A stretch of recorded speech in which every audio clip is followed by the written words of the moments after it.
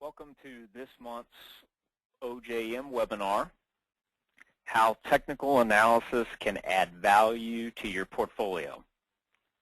My name is Robert Peelman. I am the Director of Investment Planning here at OJM. We will go ahead and get started with today's presentation. Start out with a couple disclaimers. No investment presentation would be complete without a couple disclaimers. SEC Registered Investment Advisory. Please talk a little bit about, obviously, the presentation you're seeing today is no guarantee to future results. We're going to be using some historical data and as we go through the presentation. So we will go ahead and get started. OJM Materials. So free to all of our attendees today. We have written, several of the professionals here have written OJM books for doctors only, for New York doctors only, several other publications. Obviously, anyone who wants to request at the end of the presentation to receive any of the material, we'd love to send that out to you. Topics for today. Who is OJM Group? What is technical analysis? Relative strength in action, and how we implement the strategy. Those are the things we're going to try to knock out today. Don't expect to take more than 20 minutes to go through today's presentation. Don't want to keep everybody longer than they have to. If you want more detailed information, obviously I can run through personally one-on-one about how we do what we do from the technical analysis side. But let's go ahead and get started today. Who is OJM Group? So you can see all the bubbles here located. We are a multidisciplinary and multi-specialty financial consulting firm. We offer comprehensive financial planning, investment management, retirement planning, education, college planning, and some tax advisory services, asset protection, insurance, legal. I'm representing today that upper left-hand bubble there, Wealth Management Group. So our team consists of myself and 3 other portfolio managers. We handle the RIA duties here at OJM Group, and we want to talk a little bit about how we work closely with the other components of OJM as we go through the presentation. So a portfolio managed by OJM Group. What makes us different? How do we manage assets? We definitely take an institutional investment approach when we're tailoring our portfolios to our clients. What does that mean? Specifically, that is, if you think of those large endowment funds, Harvard, Yale, how they manage assets, they take a very long-term approach, looking for overall ways to lower volatility, but at the same time outpace inflation, have a nice investment return, but also do it in the context of lowering the correlation of the portfolio, which will in turn help lower that volatility. So we have dedicated investment experts who focus solely on asset management. I mentioned the team before. Gives us the ability to get in a room together and really bounce ideas off one another to help tailor portfolios. We all come from different backgrounds, different areas of expertise, so I think it gives a nice checks and balances for when we're creating our portfolios. We utilize strategic asset allocation methodology. We are thinking long-term for our clients depending on their overall risk tolerance, what their time horizon may be. But we really want to bring some value by looking for some opportunistic security selection. So there'll come time to time where we'll look for ways to bring that value, whether it be in the short term from an individual stock or an individual bond or just an overall market call. We'll do that and make some tweaks to portfolios to generate a little bit extra return for our clients. Emphasis is given to non-correlated alternative investments, something I think we do very, very well here at OJM. Very important to have that as a piece of your portfolio because, again, when we're bringing things that are not your typical stock, bond, mutual fund type investments, and we're looking outside the box, bringing non-traded securities and a variety of other either private debt or private equity deals for our clients, these type of investments will help us lower the correlation of the asset classes in the portfolio. The support, again, I think this is, as I mentioned before, the support of the entire financial consulting team working towards the end goal. I think that's probably our biggest separation from other firms.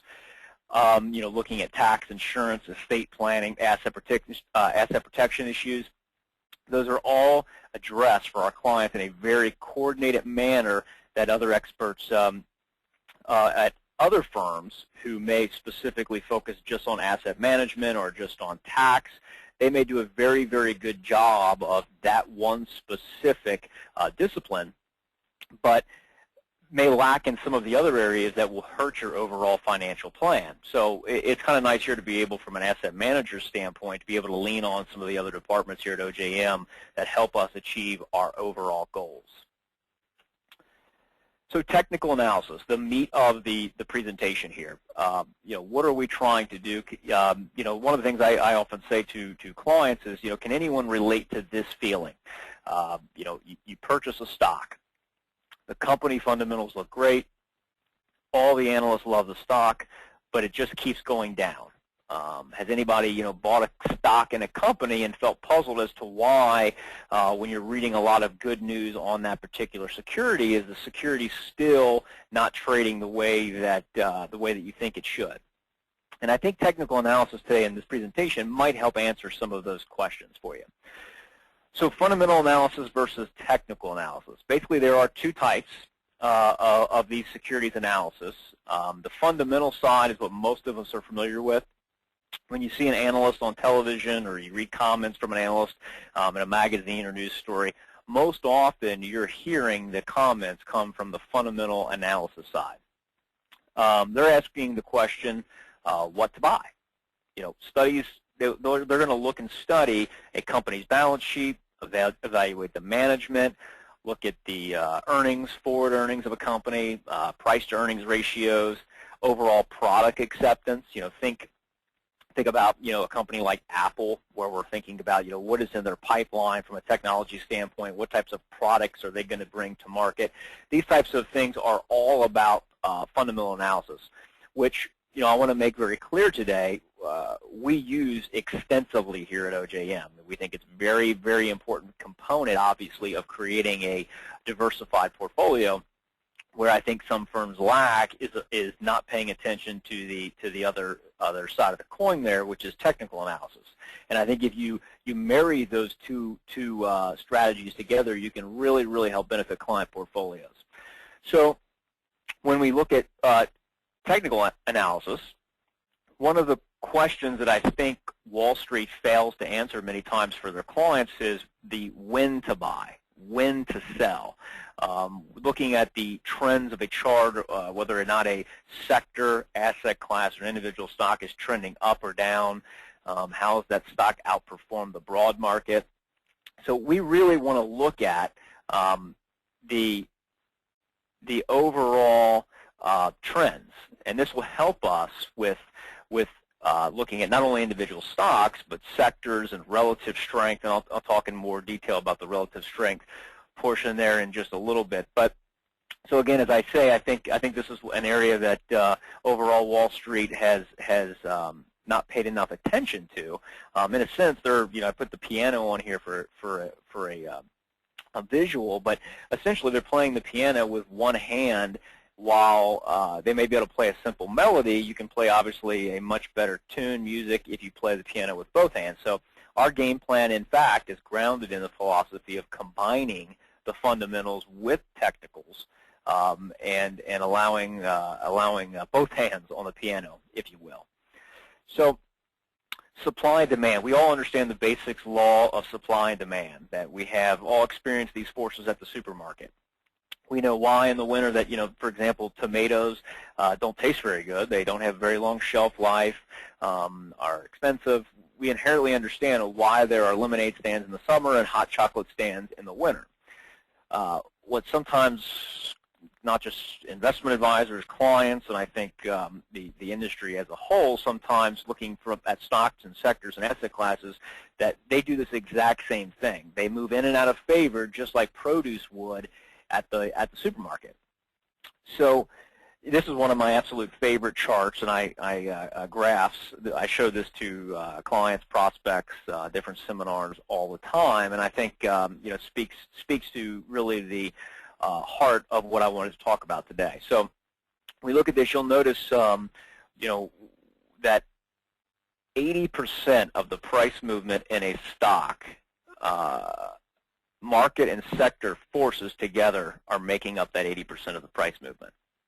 Okay, only 20%, less than 20%, is actually the company fundamentals. So when we think about that really is the reason a company's stock price sometimes seems to move independently of the actual underlying fundamentals. If we think about that supply and demand that we just previously talked about, that many times, even though the individual stock or sector may look attractive at that time, the broad market can sweep it up into sentiment, supply and demand, into a bit of a storm and carry away most of that performance. And that's one of the things that we want to avoid. So typical resource allocation. The issue here is most people, however, spend about 80% of their time on evaluating a stock and only 20% on the sector or overall market. In other words, they're ignoring where the greatest amount of risk lies, which is the market and sector forces, because most of the risk in any stock is in the market and the sector. So we're really wanting to structure our game plan from a top-down approach.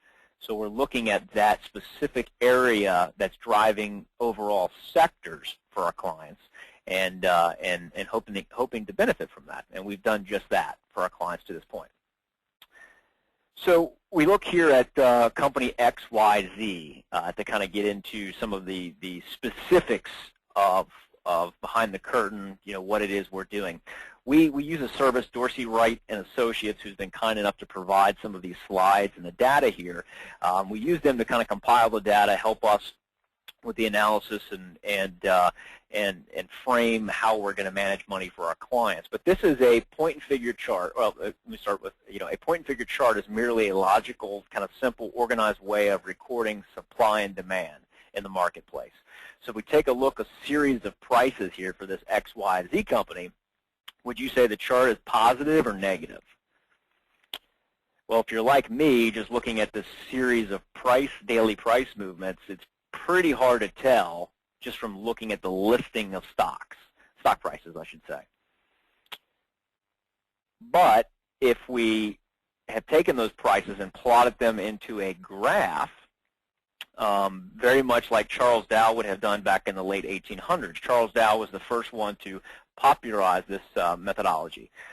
Charles Dow was the founder of the Wall Street Journal, and he was a fundamentalist at heart, but he also appreciated the understanding of supply and demand's relationship in anything that he was going to purchase.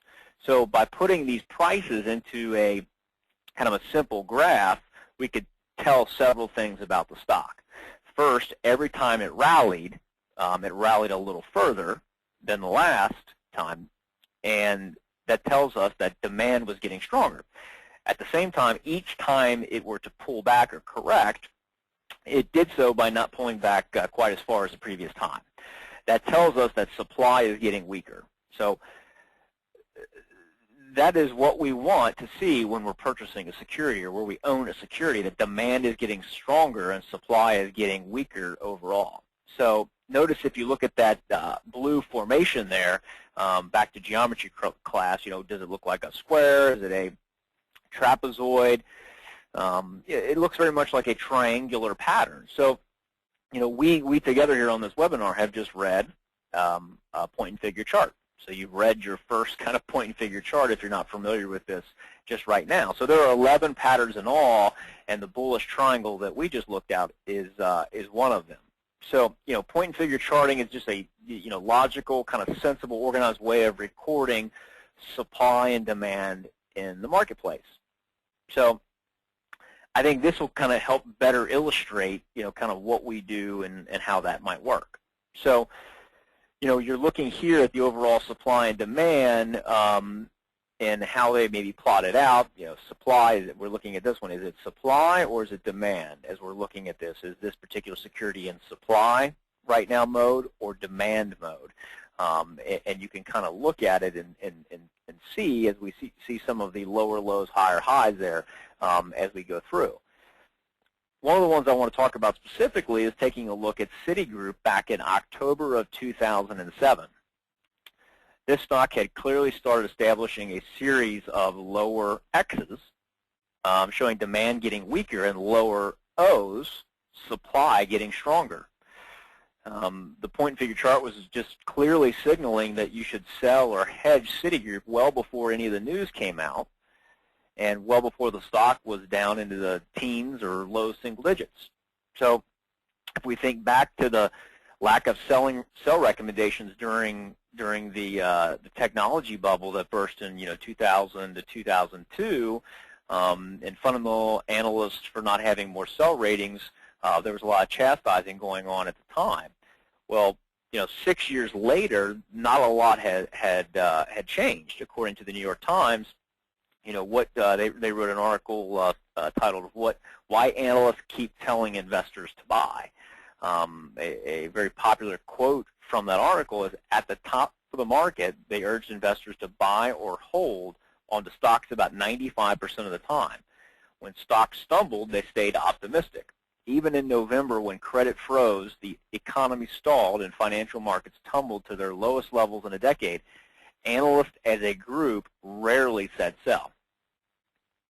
So that's a pretty powerful quote from that article. So in fact, in January of 2009, when the market suffered its worst January since 1950, there were only about 5.9% of stocks possessing a sell rating, according to Bloomberg.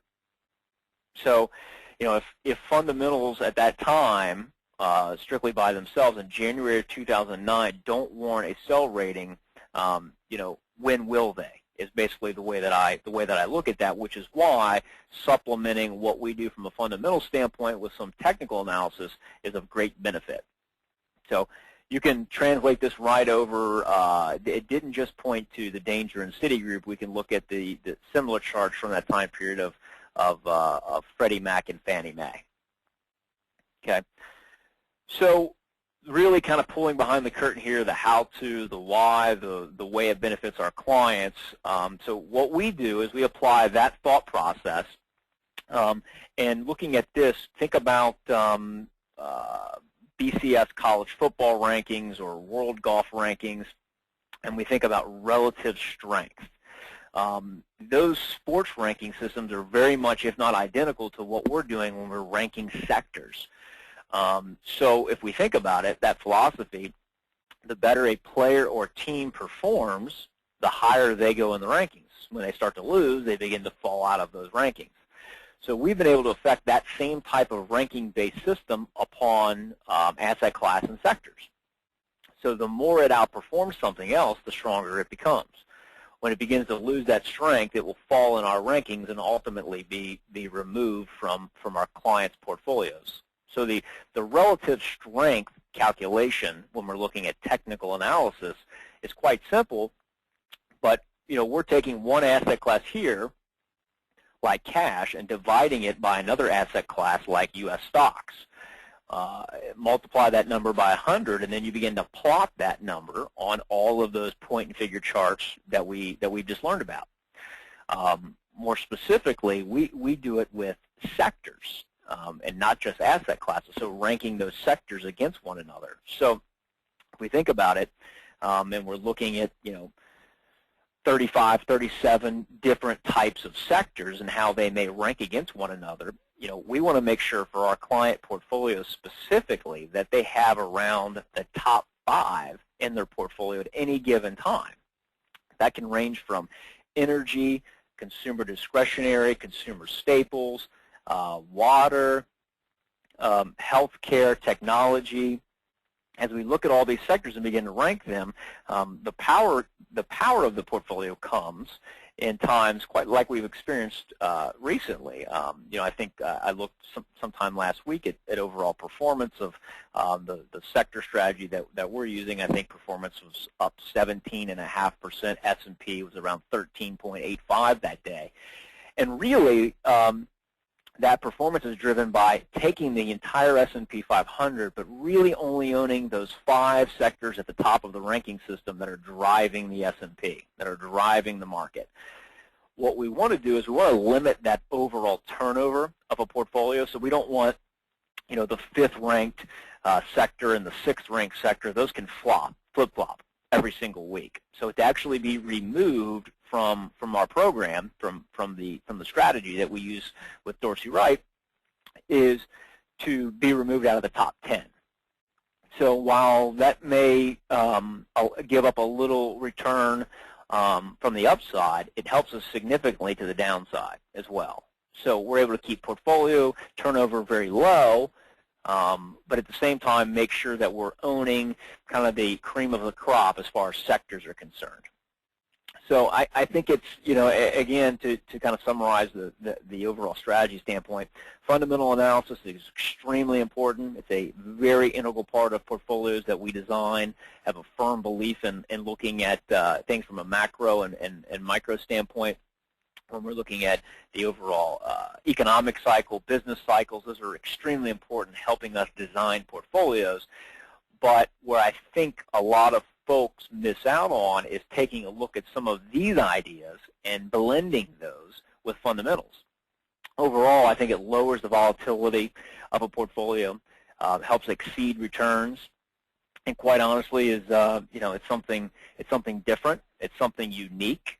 You're not going to have the everyday group of 10 mutual funds diversified that you may get in your 401k. This is something that we can do with your assets outside of those plans to really drive performance. Okay. So how can we help?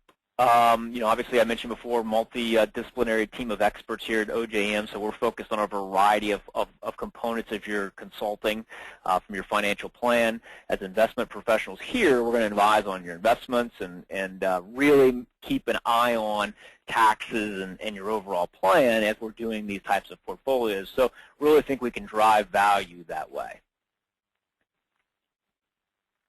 Next steps. You can request here, obviously, a free copy of For Doctors Only, Wealth Secrets of the Affluent, any of our other books or publications. You can download our books from our website. The link here can be found below this video window where you can do that. I'm happy to schedule a complimentary consultation. My contact information is here below, and this will give us the opportunity to talk specifically about your portfolio, your situation, whether or not what I talked about today would make sense for you. Take a deeper dive, deeper discussion about kind of the how-to and whether it would make sense for you.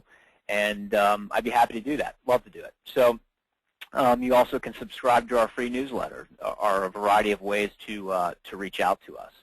But that is the end of our presentation today. I thank you for your time and hope to hear from you soon.